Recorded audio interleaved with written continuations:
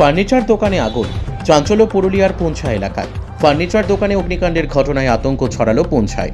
জানা যায়, শনিবার সাত সকালেই পুঞ্ছা কৃষক বাজারের সামনে একটি ফার্নিচার দোকানে দাউ দাউ করে জ্বলে উঠল আগুন। পাশাপাশি আগুন দ্রুত ছড়িয়ে পড়তেই দোকানে থাকা কাঠ, মেশিন সহ বিভিন্ন জিনিসপত্র পুড়ে যায়। খবর পেয়ে পুঞ্ছা থানার পুলিশ, দমকল বিভাগের কর্মীরা তড়িঘড়ি ঘটনাস্থলে পৌঁছায়।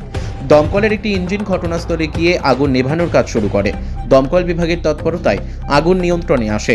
অগ্নিকাণ্ডের ঘটনায় কোনো হতাহতের খবর নেই, তবে ঘটনাকে কেন্দ্র করে ব্যাপক চাঞ্চল্য ছড়ায় এলাকায়।